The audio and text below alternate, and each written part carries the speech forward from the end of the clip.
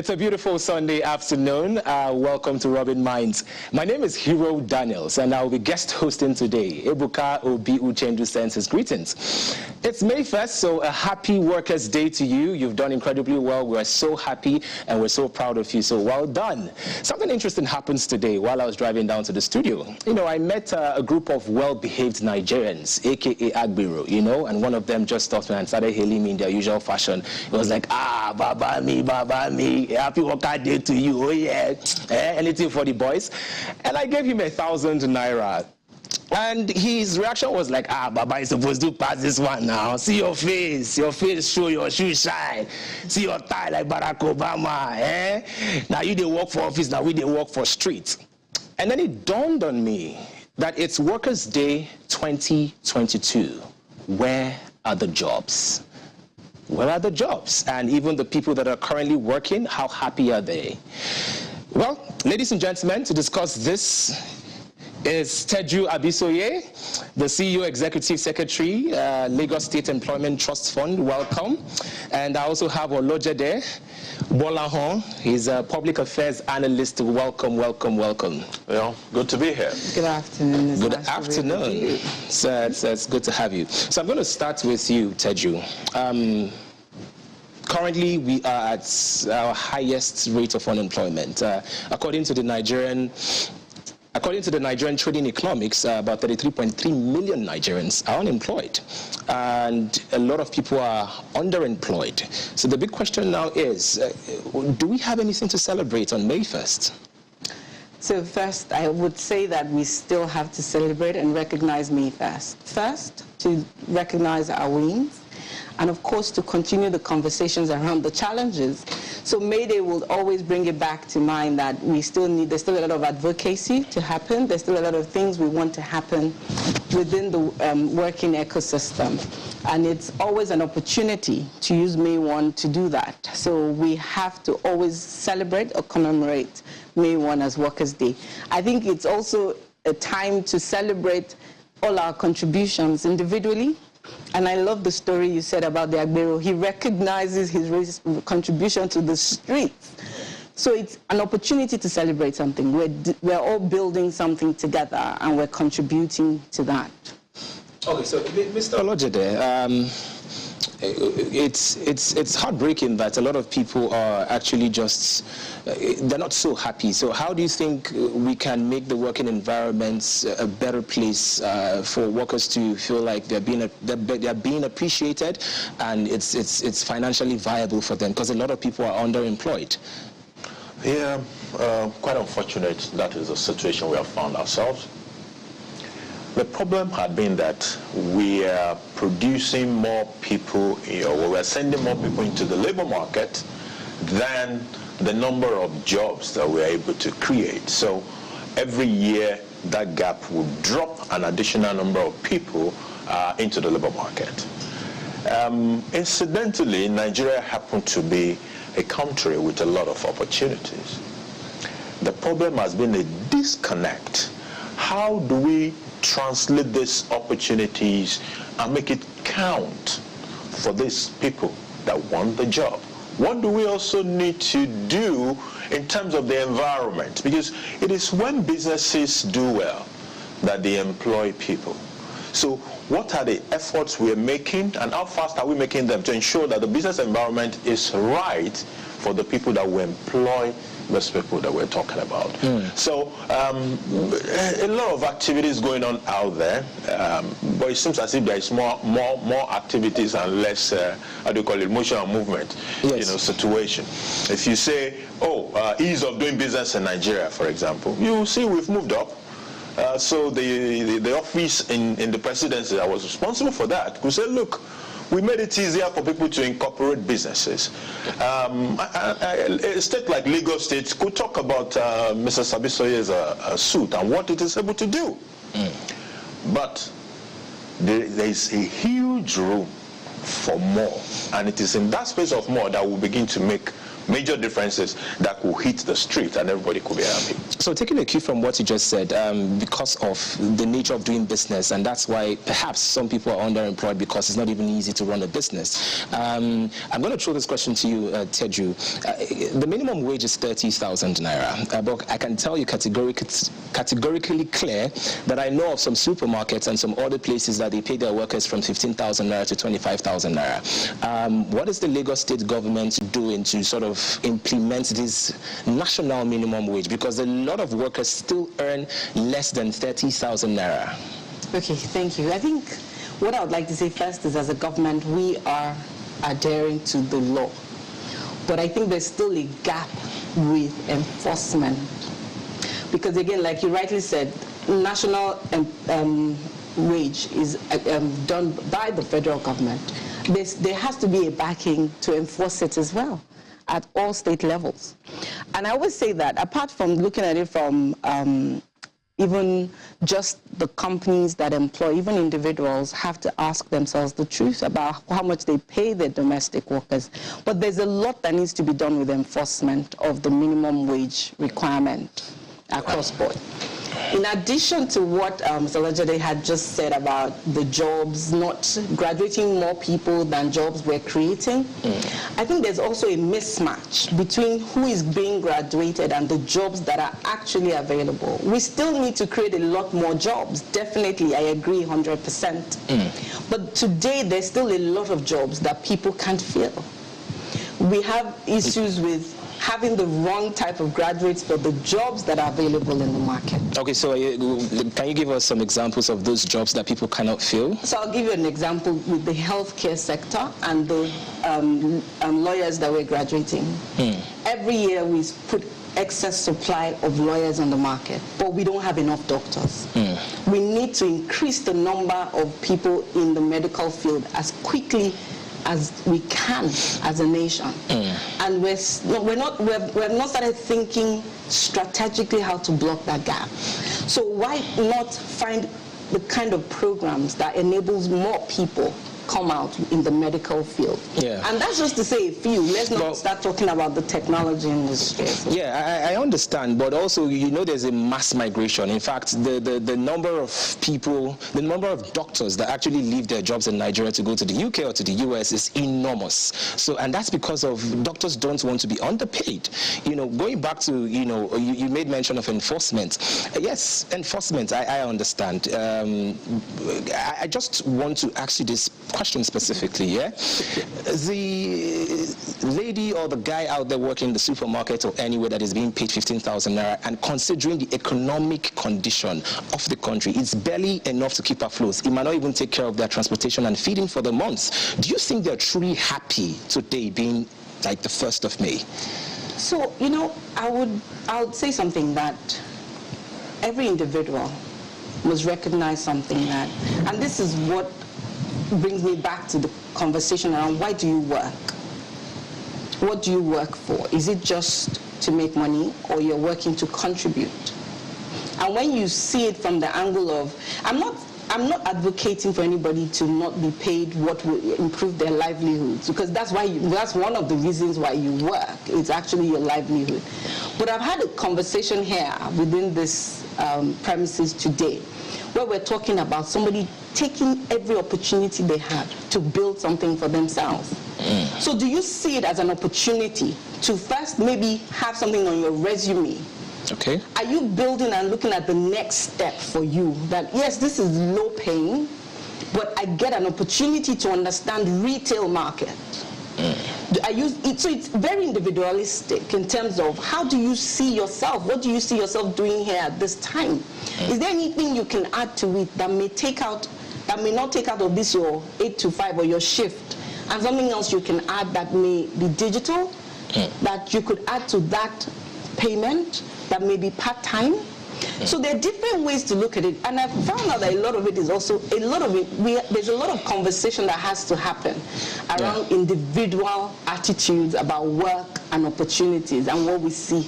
Okay, we're going to get back to, you know, what the Lagos State government is doing to ensure that, you know, workers like that are sensitized, you know, going by what you just said. But Olojede, Teju said that a lot of doctors we don't have enough doctors, and we have more lawyers than doctors. And I said that that's because the doctors do not want to work for for peanuts, and they're moving. In fact, there was a viral story on Twitter. Somebody took the 1.5 million naira donated by his school alumni to renovate their school and traveled abroad. You know, everybody wants to leave. Why is that? Why are we having such a brain drain? Okay, what we are seeing is a symptom of a deeper disease. And we're not going to solve it at the level of looking at just the doctors that are leaving. We must solve it at the level of how do we make sure that the opportunities in this environment, vis-a-vis what the schools are producing, gels. You're not supposed to be rolling out graduates of religious studies if it is fintech that the economy demands. For a long time in this country, we were doing millions of barrels of crude, and staffs were mostly foreign, because even mud loggers at some point in our oil industry were foreigners. Of course, over time, that has evolved, and we now have but what I'm trying to get at is that we must be deliberate about it. It's not an accidental thing. I tried to look for a scholarship when I was in the US as a business student. I couldn't get. You know who were getting the scholarships? All the techie guys. You're doing computer science, you're doing this, all of them were getting. There's a deliberate reason for that. If you're migrating from China or from Asia to the US, the kind of privileges you get by virtue of what you are bringing to the table is different from some other guys. So, as a country, we must be deliberate about ensuring that we're able to feel. I sit across the table, I interview people all of the time, either I'm hiring them or hiring for someone. And when you see even quality again, you'll be amazed. I've seen fantastic guys from our Nigerian school. I've also seen people that myself and my CEO were literally, she was annoyed, I was laughing. Wow. That this person came all the way from, because the guy traveled and sitting across there, and he couldn't even, I don't know, I don't want to go into those details. Yes. We must be able to deal with those matters and be deliberate about them. However, there is something structurally wrong with our priorities, and we must find a way to fix that. That is what will make you not pay attention to the fact that your doctors are leaving, whereas you're talking of what was the other example you gave. We must be able to prioritize that, because if you allow your knowledge people to all leave, at the same time your structure that is producing them is not paying attention to that, the future is very big. Very. Okay, so speaking about employability, Teju, what can we do to fix it? Because that's one solid point that both of you have made. How can we fix employability in this country? Okay, so let me first start with one of, in 2021, one of the things Lagos State government started working on is something called the Labor Market Information System. And we're doing this in partnership with the GIZ. And the idea is actually to fix that, to make sure that we create that synergy between the employable people, the demand side, the schools, so that if the demand in the market can feed directly to the training institutions about the skills that are required. And the same way, through a career counseling structure, people who are not yet employed or going into schools can get the right information to guide the kind of training they go for, so that by the time they're coming, they're ready for the market and not necessarily just doing any course to get through university. So there's a lot to be done with employability. I think one of the other things that we recognized again is the reason that there's a requirement for student loans, especially with tech courses. We're not looking at long-term courses. We're not looking at things that take years. Yeah. We're saying if you need a student loan to get yourself from point A to B in digital age now, or with technology skills, LSCTF, the Lagos State Employment Trust Fund, actually provides that, because some people cannot afford to pay for that upfront. Yeah. But aside that, we're also doing a lot in the blue-collar, with blue-collar employability skills. Okay. We're doing a lot of job readiness training for young people, where they literally can train and in 3 months continue with an internship for another 3 months, and they can continue their work. They can continue in the work environment, because the idea is the 3 months internship provides some level of experience. Okay. Today, we've done over 12,000 in that space. Amazing. So you've spoken about the very professional, fancy courses, the doctors, the lawyers, the people in the tech spaces. What about the artisans? The people on the streets. What plans do you people have for them? Because I'm sure that you must have seen on Twitter that people are complaining of getting robbed in traffic early in the morning. Just so much unrest, and that's because there's so many people unemployed. I think that's one of the reasons. So what are you people doing? What is the public sector doing to reach out to these artisans? So one of the things, our training in partnership with the UNDP, the USADF, and the GIs, which are all development agencies, are really focused at blue-collar jobs. So we are in construction sector, in hospitality sector. We are doing a lot of training for masons, garment making, plumbing, electricians, makeup. We do a lot of training across about almost 7 sectors now. Healthcare, where we're looking at general duty assistants. We do a lot of training in that bucket as well. And a lot has happened in that space with the work we do. We've increased the numbers every year, recognizing that these are not even student loans. These are fully grants where we're using it to train people and providing the funding for them for their first 3 months internship. After 3 months, you have to be able to prove yourself, because we've tried to give you that experience. But of course, not only that you get the internship, but we also have partner platforms, marketplace platforms, so that you can register yourself. And we go through that rigor of training you to be able to use it. More recently, we even signed with UNICEF, and they have a platform, YOMA, that also provides access to the global market for you. Whether you're in services, whether you're an expert, whether you're just like you said, the blue-collar jobs, any kind of services you provide, we want to provide access to market for you, apart from providing you the training. And this is a commitment that we have at the Lagos State Employment Trust. So how have you reached out to these people? Because sometimes they don't watch TV, they don't have access to certain information. They might not even be watching us right now. So how do you reach out to them on the streets? The first thing we do is we're on radio every week. So we're on Wazobia, on Nigeria Info, we're on Traffic Radio, we're on Echo FM. And we are right now, one of our programs from the beginning of this year has been to the markets on the streets. So we're right now going from market to market, from venue to venue, where they gather also the unions and their associations. So the Barbers Union, there's something called Lagos State Association of Artisans and Tradesmen. So we have all the chairmen on our call log or stakeholder that we actually go to the association meetings, because not only are we saying this access to market or this training, upskilling, whatever you need as a service person, but we also have loans for them. So we also provide loans across different categories to all these service providers and to all businesses. As long as the business is in Lagos, we provide access to finance, capacity development, mentoring, we do all of this to help promote and make sure those businesses grow. Okay. Let me explain that. We recognize that we don't want them to be one-man businesses. We're deliberate that, look, as many as we can incubate and accelerate to be bigger and to see themselves beyond a Baba Mulika or, to grow the size of that business, to see themselves bigger than that is what we're trying to do. So they can also employ others. Yes. Right. Totally understand that. Olojide, let's speak about the brain drain, because all our talents are leaving the country. What can we do to fix that positively? Quick answer, please. We just need to make the environment better for them. Why are they leaving? That's the first question.